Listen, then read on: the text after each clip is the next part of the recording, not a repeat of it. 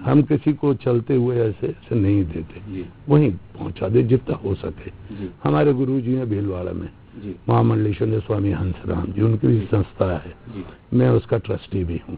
तो अभी जब कोरोना पीरियड हुआ तो उन्होंने वहां पर, मैं बता नहीं सकता, करीब करीब 2 महीने तक, जब तक ये पीरियड फर्स्ट हो रहा था, 5 से 10 हजार लोगों के बीच में जितनी जरूरत हो सबको खाना खिलाना उनका काम था। जिस सब बिजी रहते थे, कोई कर नहीं रहा था, लेकिन इन्होंने किया। हमें बोला कि आप भोपाल में करो, तो हम भी यहाँ पर संत नगर में जो जब ट्रेनें चालू हुई तो ट्रेनों में कहीं खाना नहीं मिलता था, कहीं वेंडर नहीं थे, तो सब लोग मिलके, वो संस्था भी प्लस संत नगर के दूसरे लोग भी, ऐसा नहीं कम अकेले, वो भी आ जाते थे और जितने ट्रेनें गई उनको भोजन भी ऐसा कि बना हुआ और कुछ नहीं देते थे। केले हो गए, आपकी तरबूज वगैरह गर्मी में हो गई, इस टाइप की चीजें देते थे, या खिचड़ी हो गई, इस टाइप के फल और ये देते थे। हाँ, संत हृदयराम जी के संस्था थी, उन्होंने पानी का बंदोबस्त किया। इसी तरीके से भोपाल में बाद में फिर इन्होंने हमें, रेलवे वालों ने बुलाया, हबीबगंज से काफी ट्रेनें गई, तो वहां पर भी यही काम किया। पानी वगैरह पूरा रेलवे सप्लाई करती थी, वो अपनी बुला लेती थी, बाकी चीजें फिर हम लोग संस्थाओं से के साथ लेके बांटते थे, मतलब अकेले नहीं, अकेले से। चंदानी जी, इसी से जुड़ा एक मैं सवाल करना चाहूंगा कि ठीक बात है, कोरोना काल में जिस तरह के आप लोगों ने काम किए, सेवा की पीड़ित मानवता की, और जब इस तरह की आपदाएं आती हैं, इस तरह की विपदा आती हैं, तो हमने देखा है कि जो सक्षम हैं, जो सक्षम नहीं भी हैं, वो भी अपनी तरफ से बहुत प्रयास करते हैं कि हम एक दूसरे की मदद करें, या जो तकलीफ में है उनकी तकलीफ को दूर करने के प्रयास करें। और कोरोना काल में ये सब कुछ हमने बहुत देखा, लोगों को रोते बिलखते भी देखा, दवा के लिए भागते भी देखा, मौतें भी देखी, तो उन पीड़ितों की मदद करने वाले हाथ भी देखे हमने, बहुत सारे लोगों ने किया। लेकिन सामान्य स्थितियों में, सामान्य परिस्थितियों में किसी जो कहना चाहिए जो मजलूम है, या कोई व्यक्ति ऐसा है कि जिसके परिवार में कोई कमाने वाला नहीं है, ऐसे लोगों को आर्थिक और मानसिक संबल देकर यदि हम आगे उठाएं, उसको उस रोजगार के रास्ते पर लेकर आएं, ताकि वो खुद भी रोजगार कमा सके और अपने परिवार का भरण पोषण कर सके, आगे उसकी जिंदगी और बेहतर हो सके, इस दिशा में यदि कोई काम किए हो तो हम चाहेंगे कि उनका उल्लेख करें आप। ऐसा है कि उस टाइप से हमने अभी नहीं सोचा जी, क्यों गवर्नमेंट ने काफी चीजें इसमें खोल रखी थी जी, पैसा 10-10 हजार रुपए सबको दिया, और हर महीने भी दिया, खाना भी फ्री भी दिया, सब चीजें जी। लेकिन ये है कि उनसे जो बच जाते जी, जो नहीं कर पाते हैं जी, कि हमारा भी रोटरी क्लब जैसे है जी, हमारे रोटरी क्लब की संस्था भी पूरी इंदौर, भोपाल वगैरह, विदिशा सब जुड़ गए थे। जिसको भी मदद की जरूरत हो जी, एक दूसरे को बोल देते थे, वो करना चालू कर देते थे। जी, जी, ग्रुप बना लिए थे, यहाँ मदद करो, आप जैसे इंजेक्शन रेमेडी जैसे रहती, बिल्कुल, जितने लोग हमारे यहाँ है सबको दी जी, कहीं से भी दिलाई हम लोगों ने दिलाई जी।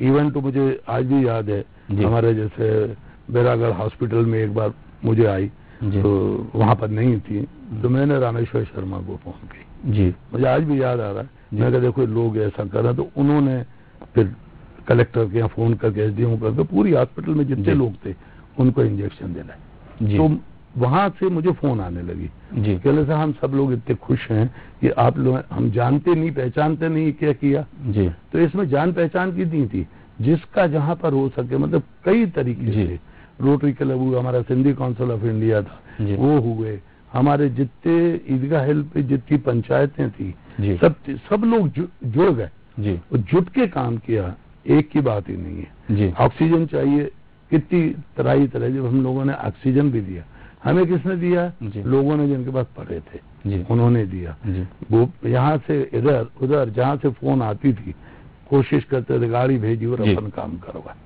तो मिलजुल के ही काम होता है, अकेले होता नहीं, सिर्फ मन में इच्छा होनी चाहिए। बिल्कुल, बहुत सही बात है। तो मन में इच्छा हो तो हर काम सफल हो भी जाता है, बहुत इजी हो गया। चंदानी जी, एक सवाल मेरा ये है आपसे कि बिजनेसमैन हैं आप, जिंदगी में बहुत सारे उतार चढ़ाव देखे, अपने बिजनेस को बहुत आगे बढ़ाया आपने, और आज भोपाल में निश्चित तौर पर एक जाना माना नाम आप बन चुके हैं। भारत सरकार ने और खासतौर से प्रधानमंत्री नरेंद्र मोदी ने आत्मनिर्भर भारत का एक मंत्र दिया है हमारे युवाओं को, और उस दिशा में जो मध्य प्रदेश के मुख्यमंत्री हैं शिवराज सिंह चौहान, वो भी काफी कुछ कर रहे हैं। और इस आत्मनिर्भर भारत बनाने के लिए एक तरह से केंद्र और राज्य सरकारें दोनों बहुत काम कर रही हैं। अब व्यक्ति आत्मनिर्भर कैसे बने, उसके लिए भी कोशिशें हो रही हैं।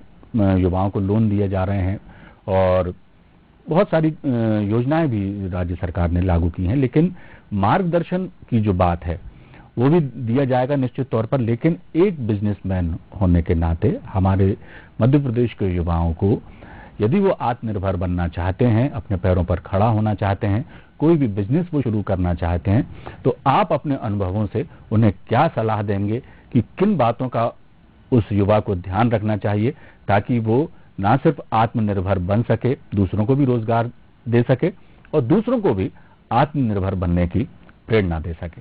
जी, बहुत ही कठिन आपने प्रश्न कर दिया जी। ये जो योजना है, योजना तो बहुत अच्छी है जी। आपको ध्यान होगा राजीव गांधी जी ने बोला था कि मैं 1 रुपया देता हूं तो 25 पैसे पहुंचे या 15 पैसे पहुंचते हैं। ये सरकारी योजनाओं में मालूम क्यों ऐसा होता है, प्राइवेट हम लोगों में नहीं होता। हम तो 1 रुपया निकालते हैं तो 2 होके वहां पहुंच जाते हैं, तो कोई और भी साथ मिला लेता है। जहां तक स्कीम्स हैं, स्कीम्स बहुत अच्छी हैं, गवर्नमेंट बनाती भी बहुत अच्छी है, उसका इम्प्लीमेंटेशन भी वैसे होना चाहिए। कई लोग ये समझते हैं कि हमें पैसे वापस देने ही नहीं है। हाँ। पैसे ले लिए, खर्च कर लिए, महीना 2 महीने 4 महीने, फिर पैसे के पैसे हो गए। हमारा ये कहना जैसे आयुष्मान कार्ड है, क्यों, क्या जरूरत है आयुष्मान कार्ड की, मुझे ये बताइए क्या जरूरत है। आप हॉस्पिटल में फ्री कर दीजिए ना भाई, जो आए उसका इलाज फ्री करो। अपन आयुष्मान कार्ड में सब हॉस्पिटलों में लोग कार्ड लेके जा रहे हैं, उनके बिल बन रहे हैं, यहाँ पेमेंट हो रही है, क्यों। गवर्नमेंट की जब इच्छा है कि हम गरीबों का सहयोग करें तो काफी गरीब इसमें रह जाते, उनके लिए बनाने के लिए कईयों को मालूम नहीं होता कि आयुष्मान कार्ड बनता है, उसमें कई चीजें नहीं हो पाती, नहीं हो पाती। जब नहीं हो पाती क्या करेगा, हम तो डेली देख रहे हैं, एक आध दिन की बात नहीं है, कोशिश करते हैं बनवा दें कार्ड, किसी को बोलें अपने उससे, लेकिन कुछ गरीबी के भी नियम हैं, गवर्नमेंट के नियम होते हैं, उस नियम को अगर कंप्यूटर में डाला तभी वो कार्ड बनता है, नहीं तो नहीं बनता। क्या मेरा सवाल ये था चंदानी जी, ठीक बात कही आपने, सरकार को कोशिश करती है सरकार, और निश्चित तौर पर कई चीजें रहती हैं, उनमें खामियां भी होती हैं जिसकी वजह से कई बार कई योजनाएं विफल भी हो जाती हैं या बहुत सारे लोगों को तक उनका लाभ नहीं पहुंचता। मेरा सिर्फ एक मुख्तसर सा सवाल सिर्फ इतना सा था कि आत्मनिर्भर बनने के लिए आज के युवाओं को सरकार सहूलियतें दे रही है, लेकिन मार्गदर्शन आप जैसे व्यवसायी दें तो निश्चित तौर पर वो सफल हो सकते हैं, और सफल होने के बीच के लिए कि वो सफल होंगे कि नहीं होंगे, ये जो उनके मन में यदि शंकाएं हैं किसी तरह की, वो दूर हो जाएं तो निश्चित तौर पर उनकी जो इच्छा शक्ति है वो उस व्यापार व्यवसाय को आगे बढ़ाने में उनको मदद करेगी। और आप जैसे व्यवसायियों का यदि उनको मार्गदर्शन मिलेगा तो निश्चित तौर पर वो सफल होंगे। तो मेरा बस इतना आपसे आग्रह है कि हमारे जो युवा हैं जो आत्मनिर्भर बनना चाहते हैं, चाहे वो सरकारी योजनाओं के माध्यम से आत्मनिर्भर बने या फिर अपनी पूंजी लगाकर आत्मनिर्भर बनना चाहते हैं, उनको आप क्या संदेश देंगे। ऐसी वो 2-3 बातें ऐसी आप उन्हें बताएं ताकि उनके जीवन में वो काम आए उनके और वो सफल हो सकें। जी, मेरा यह सोचना है कि आत्मनिर्भर बनने के लिए आप खुद बनना चाहते हैं, एक को किसी को साथ और ले लीजिए, 1 और 1 12 होते हैं, 11 भी नहीं 12 होते, मैं तो ये कहता हूँ।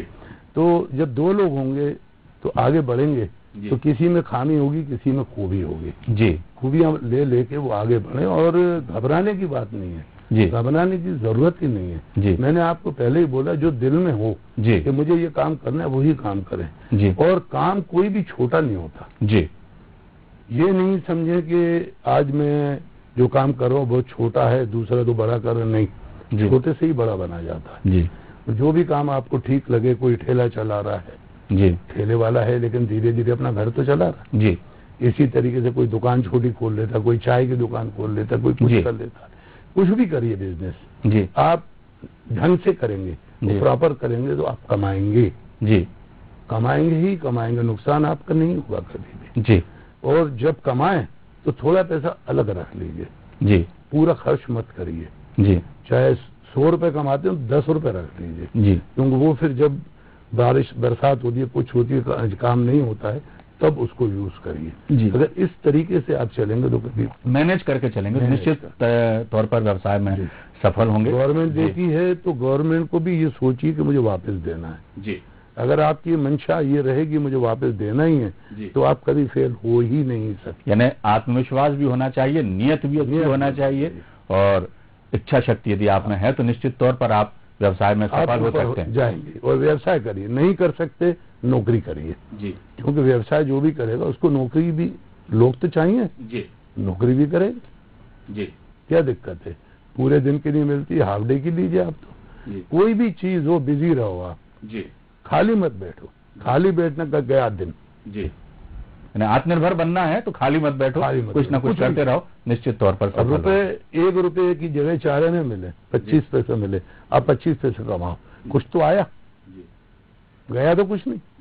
अगर आपने कुछ नहीं लिया तो आपका तो सब गया। जी चंदानी जी, आपने बहुत सारी ऐसी बातें बताई, अपने अनुभव भी बताए और युवाओं को जो एक चीज जी बस बिल्कुल बिल्कुल कभी भी जी पत्नी को बहन को जी या किसी भी लेडीज को दुखी मत करो। जी, ये बहुत अच्छी बात कही आपने। ये एक ऐसी चीज है अगर महिला खुश रहेगी जी आप उससे डबल खुश रहोगे जी। उसका जो सपोर्ट मिलता है जी उससे ज्यादा सपोर्ट आप बिल्कुल नहीं दे सकता जी।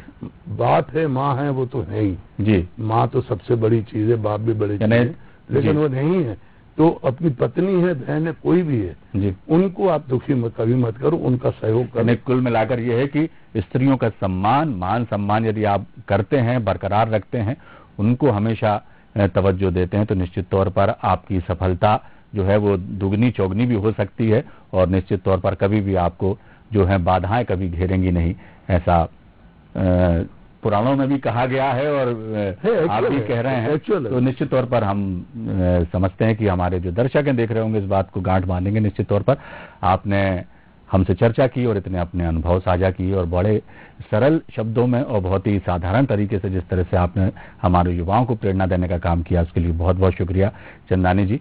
तो ये थे हमारे साथ आज के इस कार्यक्रम में चंदनलाल चंदानी जी और इन्होंने जिस तरह के अनुभव हमारे साथ साझा किए और जिस तरह की सीख हमारे युवाओं को दी है वो निश्चित तौर पर उनके भविष्य को संवारने वाली होगी।